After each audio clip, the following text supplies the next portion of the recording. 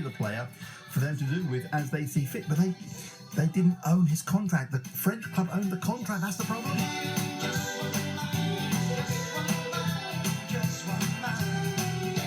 And Cardiff agreed to pay the fee. He never arrived. Oh dear. Let's come back to this story about leaseholds across the country. We heard it on from one of the victims of this leasehold scandal. New legislation will not be made available to help crack down on controversial leasehold deals.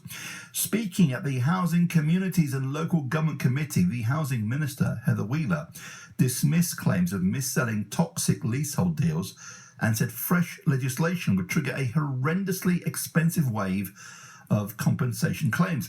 Earlier, I spoke to Andrew Selous, the Conservative MP for South West Bedfordshire, and I asked him if it isn't time to draw a line under these compensation claims. From my point of view, I think that the development of selling particularly houses on their own plot of land on a leasehold basis where there is no valid or reasonable reason for that to happen is simply an unacceptable, frankly rather spivvy process, which the developers never should have embarked on in the first place. You know, I have met and been to the homes of a number of my constituents who have been caught up in this.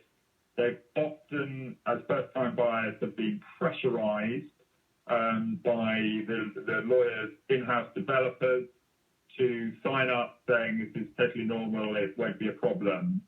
And I think it is an unacceptable means of basically trying to sell a house and rent it out at the same time to make extra money for the developer. So I think it just offends me hugely. I think it's wrong. So the government have taken moves, my understanding, to say that will not be allowed in future. Now, as to the second point as to how we actually help those people who are caught up within this, sometimes it is true the law is very slow and very expensive. I haven't had a chance to read the statement from the Housing Minister, but from my point of view, I still remain determined to try to provide redress for my constituents who have been caught up in what I think is frankly unreasonable behaviour. And I will continue to fight their corner. The question is then, Andrew, whether if there is further redress to be sought by these homeowners, whether they need to seek legal advice and perhaps go through a legal channel through the developers rather than ask the government, because the government will change legislation, you say, but rather than ask the government to make up the shortfall.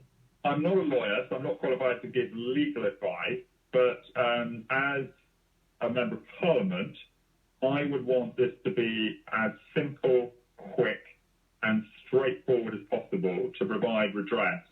Some of the developers we're talking about, like Persimmon, Galliford Try, who own Linden Homes, are very rich businesses who can afford to pay their senior executives enormous amounts of money, certainly in the case of Persimmon. So, there's clearly cash there to do the right thing and do the honourable thing. And, I think I have talked with the Chief Executive of the House Builders Federation about this issue. I think the behaviour of some house builders, frankly, it puts a stain on the reputation of the whole house building industry. Andrew Selous, the Conservative MP for South West Bedfordshire, speaking to me a little earlier. I have a feeling we may need to go back to that story because there are a lot of people, certainly across Beds, Herts and Bucks, who are now living in houses which they thought were freehold but are actually leasehold. Travel for Beds, Herts and Bucks. BBC Three Counties Radio.